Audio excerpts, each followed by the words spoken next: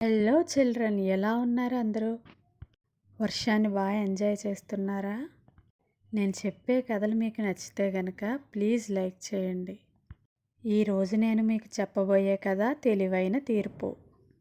అనగనగా రంగయ్య భీమయ్య అనే ఇద్దరు స్నేహితులు ఉండేవాళ్ళు. రంగయ్య భీమయ్య ఇద్దరు వ్యవసాయం చేస్తూ బ్రతికేవారు.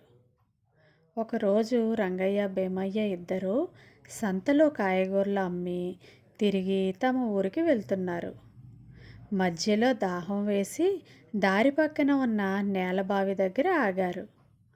అక్కడ పొరపాటున రంగయ్య డబ్బు సంచి బావిలో పడిపోయింది. పాపం అతనికి ఈత రాదు. భీమయ్యకు ఈత బాగా వచ్చు. దాంతో భీమయ్యను ఆ డబ్బు సంచి తీయమని అడిగాడు రంగయ్య. దీన్ని అదునుగా భావించి రంగయ్య దగ్గర డబ్బులు తెలివిగా కాజేయాలనుకున్నాడు భీమయ్య. సరే, నీ సంచి నీకు తీసిస్తాను, మరి నువ్వు నాకు ఏమిస్తావు అని అడిగాడు.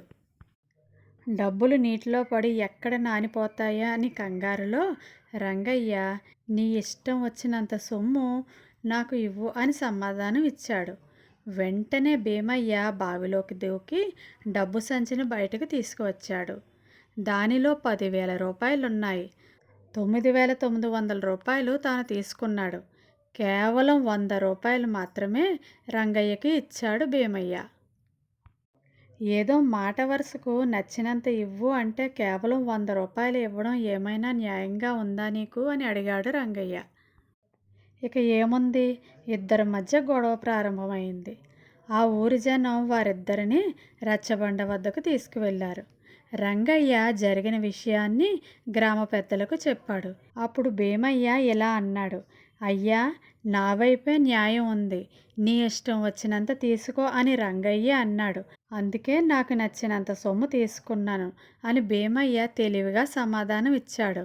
వెంటనే గ్రామ పెద్ద, నీకు ఇష్టం ఉండి 9,900 రూపాయలు నువ్వు తీసుకున్నావు కదా అని భీమయ్యని అడిగాడు గ్రామ పెద్ద. దానికి అతను అవును అయ్యా అని సమాధానం చెప్పాడు. కానీ భీమయ్య, నీతో రంగయ్య ఏమని చెప్పాడు? నీ ఇష్టం వచ్చినంత సొమ్ము తనకి ఇవ్వమని అడిగాడు కదా రంగయ్య. కాబట్టి నీకు నచ్చిన 9,900 రూపాయలు అతనికి ఇవ్వు. నీకు నచ్చని ఆ 100 రూపాయలు ఏవైతే ఉన్నాయో అవి నీవు తీసుకో అని తీర్పు ఇచ్చాడు గ్రామ పెద్ద. గ్రామ పెద్దకు ఎదురు తిరిగితే ఊరికాని ఊరిలో అవమానం జరుగుతుంది. 100 రూపాయలు తీసుకొని మిగిలిన సొమ్ము రంగయ్యకు ఇచ్చాడు. కానీ రంగయ్య పెద్ద మనసుతో మరో 400 రూపాయలు భీమయ్యకి ఇచ్చాడు. దర్రా పిల్లలు, తెలివైన తీర్పు. ఈ కథ గనక మీకు నచ్చినట్లయితే ప్లీజ్ లైక్ చేయండి.